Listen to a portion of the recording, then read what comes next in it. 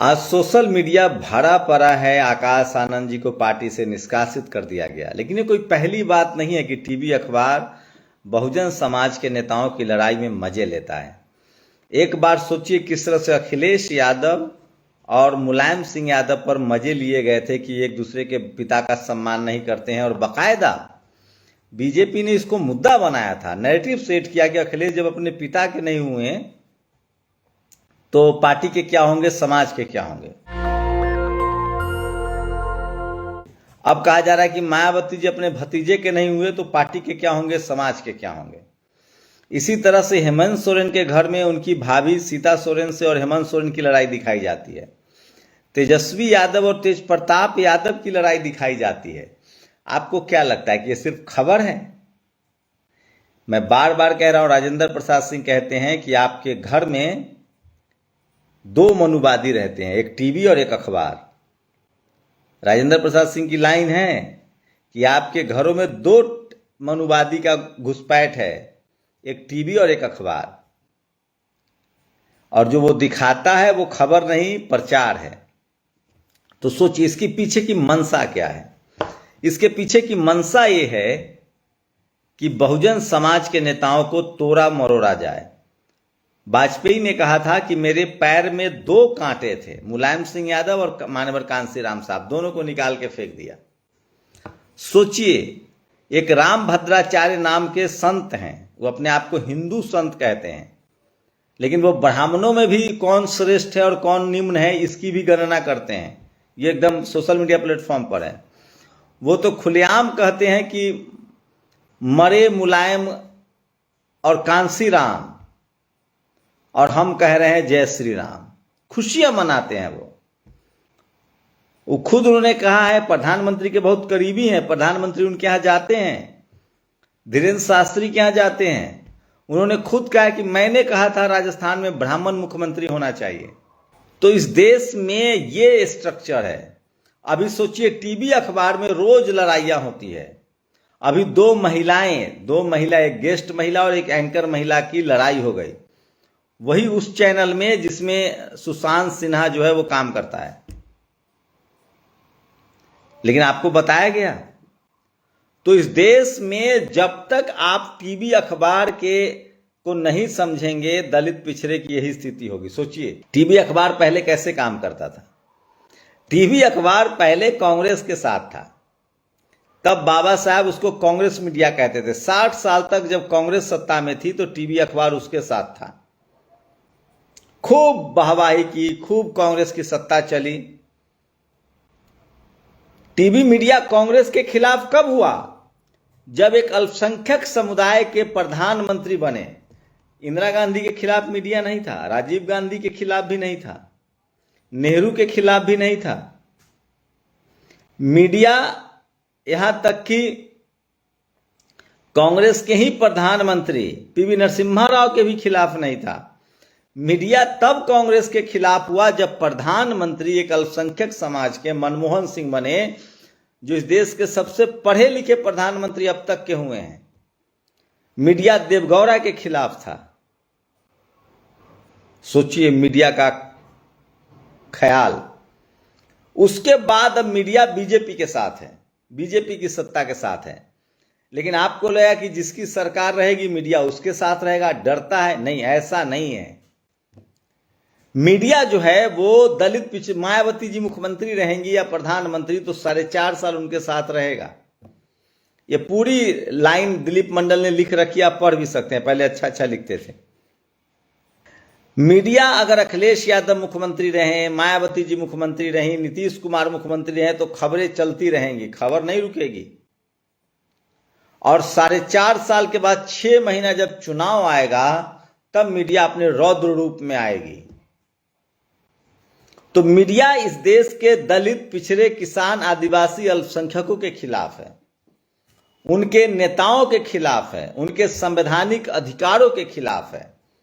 और वो आपके परिवार में आपसी कलह करवाएगा। नहीं होगा तो करवा देगा, अगर नहीं हो रहा है तो करवा देगा। पता नहीं बहुजन समाज के नेता इस बात को समझ पाते हैं कि नहीं। तो ये मीडिया की हकीकत है, और इसलिए मैं कहता हूं कि सोशल मीडिया ही सच्चा मीडिया है, सोशल मीडिया ही बहुजन मीडिया है। और जब तक बहुजन समाज के लोग अपने संवैधानिक अधिकारों के लिए लिखना, पढ़ना और बोलना शुरू नहीं करेंगे, आपके लिए कोई सवर्ण पत्रकार नहीं बोलने आएगा। सवर्ण पत्रकार जो आपको प्रो लिबरल लगता है या प्रो दिखता है, वो हिंदू मुस्लिम के मुद्दे पर बात करेगा, क्योंकि हिंदू मुस्लिम के मुद्दे पर जितनी बात होगी उतना SC ST OBC का मुद्दा पीछे हो जाएगा। रिप्रेजेंटेशन का मुद्दा, आरक्षण का मुद्दा, सोशल जस्टिस का मुद्दा, सामाजिक न्याय का मुद्दा, भागीदारी का मुद्दा आगे हो जाएगा। इस देश का लेफ्ट सवर्ण या सेकुलर सवर्ण या राइट विंग सवर्ण, उसको इस देश के SC ST OBC किसान अल्पसंख्यकों से कोई लेना देना नहीं है। अगर पैसे से चलता तो मायावती जी मुख्यमंत्री थे, उनके दबाव में भी होता। अखिलेश भी मुख्यमंत्री थे, उनके दबाव में होता। हेमंत सोरेन मुख्यमंत्री हैं, वो दबाव बना के दिखा दें। स्टालिन मुख्यमंत्री हैं, दबाव बना के दिखा दें। मनमोहन सिंह प्रधानमंत्री थे, दबाव बना के दिखा दें। मीडिया वो जातिवाद का अभेद किला है जहां आज भी SC ST OBC किसान अल्पसंख्यकों की एंट्री नहीं है। हाई कोर्ट, सुप्रीम कोर्ट में एंट्री हो गई है, लेकिन वहां अभी भी एंट्री नहीं है। और इसलिए मैं कह रहा हूं कि इस देश की जो मीडिया है वो जातिवाद का अभेद किला है, और जब तक SC ST OBC के नेता इन बातों को नहीं समझेंगे, इन मुद्दों को डिस्कोर्स में नहीं लाएंगे और इसका ऑल्टरनेट कोई ऑप्शन नहीं ढूंढेंगे, तब तक उनके साथ इसी तरह का जातिवाद होता रहेगा।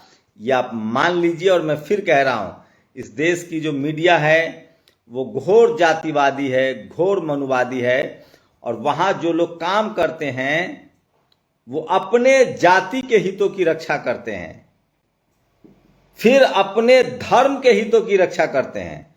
अगर वो सिर्फ धर्म विरोधी, अगर वो धर्म के हितों की रक्षा करते तो वो बोध गया दिखाते। वो इस देश के वो सिर्फ जाति, इस देश में धर्म के नाम पर कोई एकजुटता नहीं है।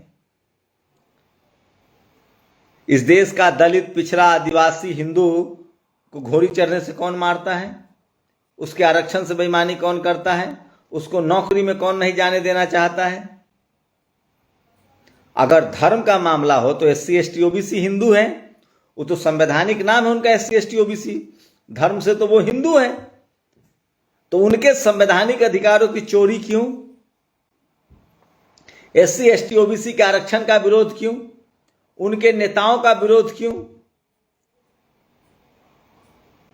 मैं फिर कह रहा हूं, इस देश की समस्या जातिवाद है, पूरी तरह से जातिवाद है। और जब तक ये बहुजन समाज के लोग नहीं समझेंगे, उनके घर में घुसकर ऐसे ही आपके घर में दो जातिवादी मनुवादी रहता है, एक टीवी और एक अखबार। और जब तक आप इसको देखना नहीं छोड़ेंगे, इसको काउंटर, उसको देखिए मत।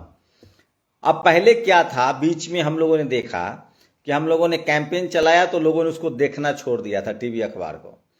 तो उन लोगों को समझ में आया कि अरे ये लोग सोशल मीडिया खड़ा कर रहे हैं, हमारे लोग का रेटिंग घट रहा है। तब ये आपके समाज के नेताओं को बुला रहे हैं और उनको ह्यूमिलिएट करते हैं, उलूल जुलूल सवाल पूछते हैं। पहले नहीं बुलाते थे, नहीं दिखाते थे, तो अब वो चाह रहे हैं कि आप उनको देखें, इसलिए आपके नेताओं को बुलाते हैं।